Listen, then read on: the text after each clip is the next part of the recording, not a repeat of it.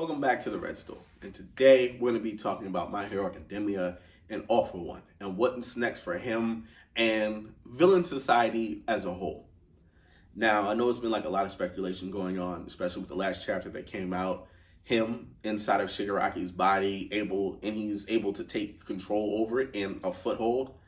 Even though earlier in the chapter, we saw him inside of Shigaraki's body, but Shigaraki pushing him away and saying, I appreciate everything you did for me, how you raised me, but I don't want to be like you. I don't want to run the world from some like underground organization. I just want to destroy everything. That's not what I'm doing. It's my turn. Get out of my head. And he's able to shun him out of his head. But we do see him pop back up once they're inside of One for All. So it also makes me question, like, more so this operation that Shigaraki got, what exactly it did to him, and just how much control over his body does All for One have. Now, I know right now Shigaraki, he's unconscious. This was all too much for him to take. He went through that huge battle between Endeavor, the rest of the heroes, and everybody just, ganging up on him. It was a lot for him to take. So right now he's passed out. Plus, his body wasn't completely finished with the operation to begin with. He was almost there. And then All for One reveals that Shigaraki actually ended up dying when they broke his case a little bit. And that the only thing that really brought him back was his dream of destruction and hatred towards the world and Hero Society. So it's very interesting to find out, because I'm kind of wondering, given that All for One's next move is to take and go break into Tartarus and retrieve his body, and it sounds like he has a lot more planned after that. I'm wondering if we're gonna have a fight between Shigaraki and All for One, just because Shigaraki, he's already pushed him to the side. He's like, I don't want to be like you. I don't want this. This isn't what I want. This is my turn. I'm gonna do what I want now. All right. I appreciate everything you did for me, but I have the reins now. I'm the number one villain in the world. I'm ready to destroy everything. So we do see that clash of ideologies they have. And it's been my point of view that he wasn't the best successor for All for One, just because, he doesn't really have an end goal. He just wants to destroy everything. To whereas though All for One, he was, for the large part, it sounded like he was, running a lot of the criminal underworld, and even people that weren't in the criminal underworld respected him and looked up to him, and he had this just massive organization that he had built up over generation of, helping people. But also it seems like, he coerced some people, like, oh, hey, I see your quirk list. You don't want to be a victim. Well, you come work for me. I'll give you a quirk. You don't have to be a victim anymore. Oh, I understand, you hate that quirk and you don't want it. It's ruining your life. Let me take it for you. So he's kind of like, it seems like a favor, like, all right, I do this for you, you do this for me type of setup that, he built his organization off of. And so it just, for me, it always seemed weird that he picked Shigaraki to be his successor. I mean, I know he wanted to do the whole thing with All Might, where he's related to your teacher, and now I turned him into this villain. He's destroying the world. We had that big moment with him where he's like, haha, it's something like a guy like me would absolutely do. I'd take someone, that was related to you closely and use them to hurt you.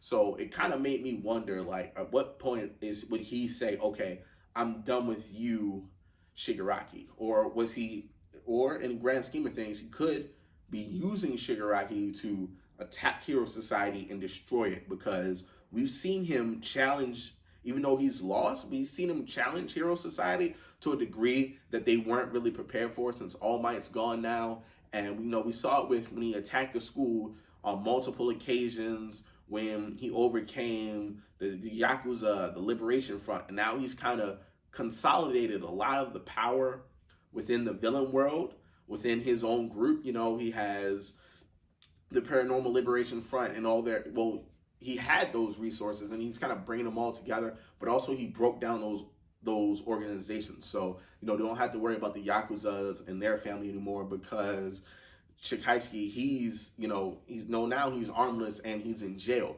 You also now in the front merge with the League of Villains to become, well, when they merged, they became the Paranormal Liberation Front. But, you know, that's another group that, you know, would have been in contention for running the underworld that he took out. So he could have just been the tool that All For One used to kind of clear out, you know what, I don't need any competition in the underworld anymore. I already got to deal with all the hero society and whatnot. I don't need more problems than it's worth. So he just uses him to clear out and, you know, consolidate all the power in the villain world. And now he might be ready to step out and be like, you know, I'm the real #1 villain in this world. I have been for generations, and that's just how it's going to be.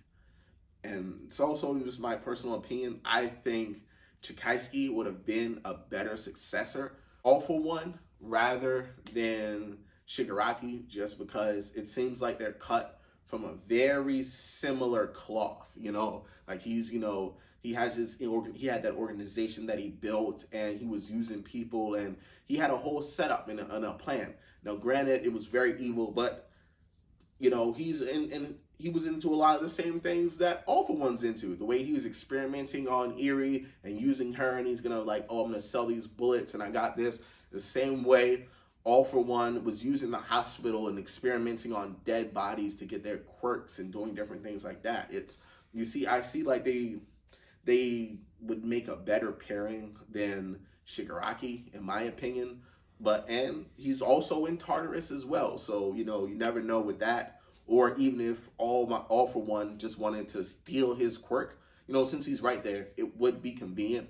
Because if he was able to steal Overhaul, that would now he's already to the point where you need somebody that's All Might level, what was All Might level, to deal with him.